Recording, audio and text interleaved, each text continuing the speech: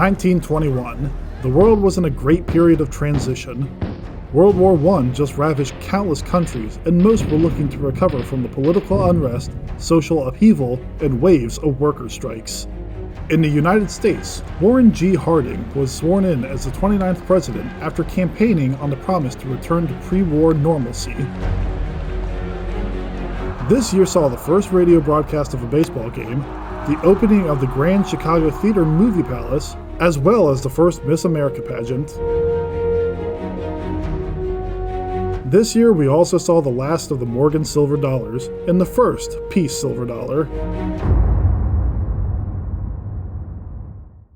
The Morgan silver dollar is one of, if not perhaps the most iconic coins in American history. Watch any movie set in the Old West and the Morgan dollar will make an appearance.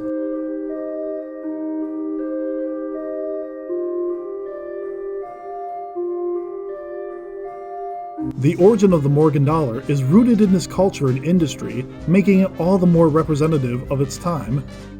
By the early 1870s, the Comstock lode in Nevada was producing a huge amount of silver. Since the predecessor, the seated Liberty dollar, was not very popular, there was no public pressure for another silver dollar. But those with interests in the silver industry lobbied in Congress, and they won. Concerned about the potential for inflation, President Rutherford B. Hayes initially vetoed the bill. However, his veto was overridden by Congress, and the Bland-Allison Act was passed in 1878. This new legislation required the Treasury to purchase between $2 and $4 million worth of silver per month for the purpose of minting silver dollars. The new silver dollar coin would be designed by George Morgan, who came from London to the Philadelphia Mint in 1876 to work under Chief Engraver William Barber on a trial basis. Though he was technically only an assistant engraver, both he and Barber were tasked with creating a new design for America's new dollar. He wanted his version of Liberty to look more American and less like the more classical figures used previously, and so he molded her after a local Philadelphia schoolteacher, Anna Willis Williams. His approach is exactly what the mint director had been looking for, and this design ultimately won out against that of his superior, William Barber. In 1890, the amount of silver required to be purchased by the Treasury each month increased to 4.5 million troy ounces through the Sherman Silver Purchase Act.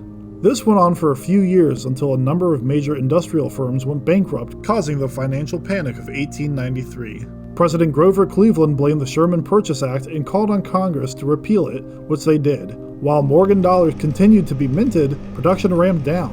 In 1898, Congress declared all remaining silver purchased under the act to be made into silver dollars, which increased their production again until they ran out of bullion in 1904. The Morgan dollar would not be minted again until 1921 with the passing of the Pittman Act, which was intended to aid the British financially in World War I.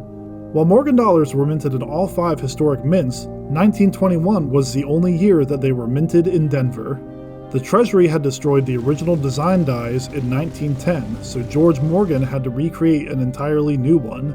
These new dies would not be used for long though, as a new silver dollar, meant to commemorate the end of World War I, was to be produced the same year. The peace silver dollar is equally iconic in its own right, with its flapper-esque depiction of liberty and its strong symbolism of peace after conflict. It could not be more representative of America in the 1920s and 30s.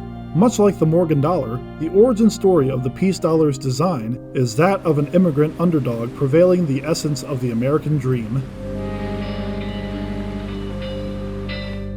In July of 1921, it was formally decided that there would be a design competition for the silver dollar that would replace the old Morgan model.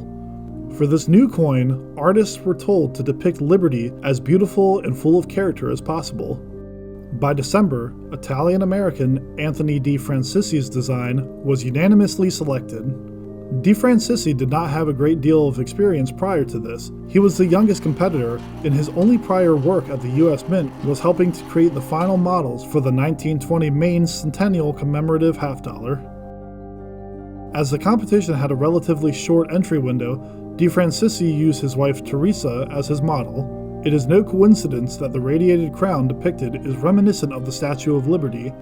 This powerful symbol was integral to his understanding of American identity and freedom. The initial design, however, was not especially well received with the public. When it was announced in December of 1921, newspapers were quick to criticize the broken sword featured on the reverse. Many thought it was representative of defeat.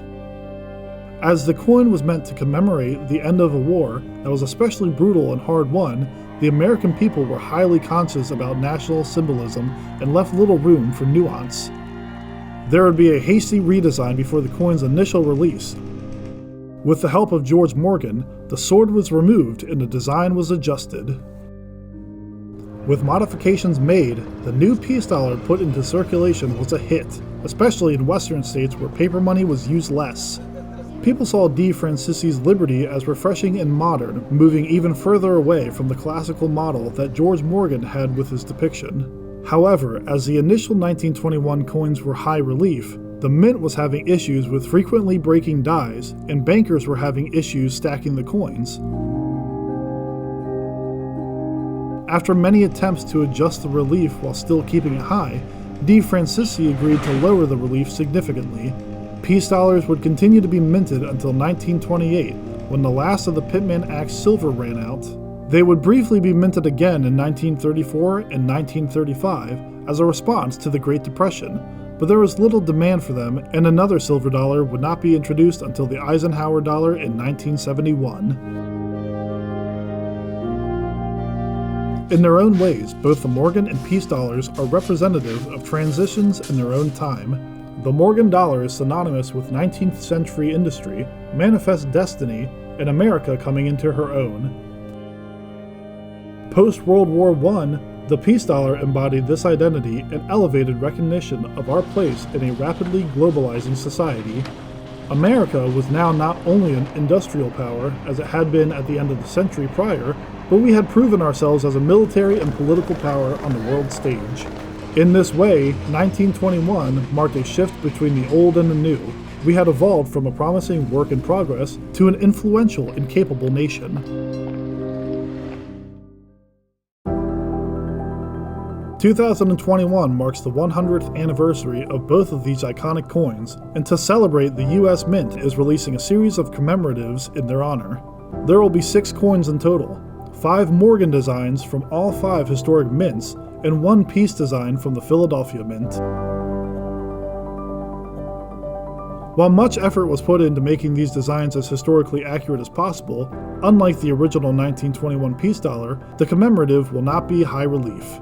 This is to preserve the fine details that are easily prone to wear, an issue that led to a similarly reduced relief on the design in 1922.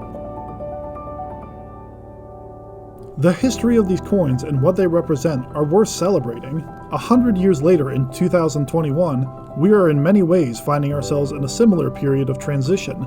Much like in the beginning of the 20th century, the first 2 decades of the 21st century has been marked by war and upheaval, as well as innovation, great strides in science and technology, new meaning to the American identity, and a drive to look forward to what we hope will be a brighter future.